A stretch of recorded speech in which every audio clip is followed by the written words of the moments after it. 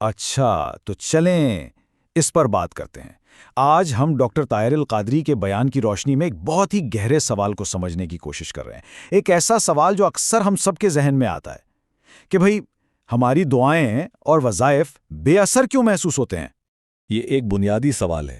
بہت سے لوگ سوچتے ہیں کہ وہ جو کچھ پڑھ رہے ہیں، جو دعائیں مانگی جا رہی ہیں، ان کا اثر، ان کا نتیجہ کیوں نظر نہیں آتا۔ یہ ایک بہت ہی عام اور سمجھ میں آنے والی بات ہے۔ دراصل یہ کسی ایک شخص کا مسئلہ نہیں ہے، بلکہ یہ ایک ایسی روحانی الجھن ہے جس کا سامنا بہت سے لوگوں کو ہوتا ہے۔ بے شمار وظائف پڑھے جاتے ہیں، تسبیحات کی جاتی ہیں، پوری لگن سے عمل ہوتا ہے، لیکن نتیجہ کچھ بھی نہیں۔ آئیے اس تجربے کو تھوڑا اور قریب سے دیکھتے ہیں۔ سوچنے کی بات ہے کہ اب 50 مختلف وظائف اور ہر ایک کو ہزاروں لاکھوں بار پڑھا جا رہا ہے، اتنی زیادہ محنت اور اتنی لگن، لیکن اس کے باوجود جب زندگی میں کوئی تبدیلی یا روحانی طور پہ کوئی سکون محسوس نہ ہو تو ظاہر ہے ایک مایوسی سی ہونے لگتی ہے۔ یہ بہت تھکا دینے والا احساس ہے۔ تو پھر گڑبڑ کہاں ہے؟ مسئلہ کیا ہے؟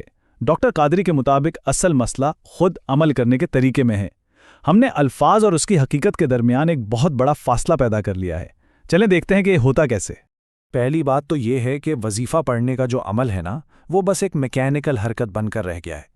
زبان ہے کہ بس ہلتی جا رہی ہے، الفاظ نکل رہے ہیں، لیکن اس میں کوئی گہری سوچ یا دھیان شامل نہیں ہے۔ اور بالکل اسی طرح تسبیح کے دانے ہیں کہ ایک کے بعد ایک گرتے جا رہے ہیں، گنتی پوری ہو جاتی ہے، 100، 1000، لاکھ، لیکن یہ سب ایک خودکار بے معنی سی رسم لگتی ہے جس کا اصل مقصد سے کوئی تعلق ہی نہیں بن پاتا۔ اور یہی مسئلے کی اصل جڑ ہے۔ جب زبان الفاظ بول رہی ہوتی ہے اور ہاتھ تسبیح کے دانے گرا رہا ہوتا ہے، اس وقت نہ دماغ کو پتا ہوتا ہے اور نہ ہی دل کو کہ بھائی ہو کیا رہا ہے، پڑھا کیا جا رہا ہے۔ وہ جو شعوری تعلق ہے، جو جذباتی کیفیت ہے، وہ مکمل طور پر غائب ہوتی ہے۔ اب یہ سلائیڈ اس فرق کو بالکل صاف کر دیتی ہے۔ ہمارا جو تعلق ہے وہ صرف الفاظ اور رسموں تک محدود ہو کر رہ گیا ہے، لیکن ان الفاظ کے پیچھے جو گہرے معنی ہیں، اس عمل کی جو اصل حقیقت ہے، اس سے ہم پوری طرح کٹ چکے ہیں۔ یہ ساری صورتحال ہمیں ایک بہت ہی اہم اور گہرے تصور کی طرف لے جاتی ہے جو اس روحانی حالت کو بیان کرتا ہے۔ اسے کہا جا سکتا ہے حضوری میں غیر حاضری۔ یہ ایک بہت ہی طاقتور جملہ ہے۔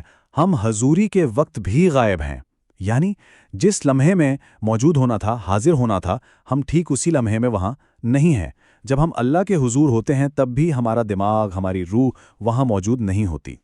تو غیر حاضری کا مطلب کیا ہوا؟ اس کا سیدھا سا مطلب یہ ہے کہ جسم تو عبادت میں لگا ہوا ہے، لیکن دماغ اور روح کہیں اور ہی بھٹک رہے ہیں۔ ہم جسمانی طور پر تو وہاں موجود ہیں، لیکن اصل میں، حقیقی معنوں میں ہم غائب ہیں۔ اب یہ معاملہ صرف عبادت کے ان چند لمحات تک ہی نہیں رہتا، اس تشخیص کے ہماری پوری زندگی پر بہت گہرے اثرات ہوتے ہیں۔ اس دلیل کو ذرا منطقی طور پر سمجھتے ہیں۔ دیکھیں، دن میں عبادت کے لیے 5 خاص اوقات مقرر ہیں۔ ان وقتوں کا مقصد ہی اللہ کے حضور پیش ہونا ہے، لیکن اگر ان مخصوص اہم لمحات میں بھی ہماری کیفیت غیر حاضری کی ہے تو پھر یہ صورتحال ہماری باقی کی زندگی کے بارے میں ایک بہت ہی سنگین سوال کھڑا کر دیتی ہے۔ اگر حضوری کے وقت ہمارا یہ عالم ہے تو باقی وقت ہمارا کیا حال ہوتا ہوگا؟ اور یہی وہ آخری چبھتا ہوا سوال ہے جس پر غور کرنے کی ضرورت ہے کہ اگر ہم حضوری کے وقت بھی غائب ہیں تو پھر دوری کے اوقات میں ہمارا عالم کیا ہوگا؟ ان لمحات میں جب ہم ظاہری طور پر عبادت میں نہیں بھی ہوتے، تب ہماری غفلت، ہماری غیر حاضری کس درجے کی ہوگی؟ اور آخری اور سب سے اہم بات یہ ہے کہ یہ صرف ایک عمل کا مسئلہ نہیں ہے، بلکہ یہ ہماری پوری زندگی کا خلاصہ بن جاتا ہے۔ ہماری موجودگی یا غیر موجودگی کا یہ عالم ہی ہماری زندگی کے معیار کو طے کرتا ہے۔ یہ ایک لمحے کی نہیں بلکہ پوری زندگی کی کیفیت ہے۔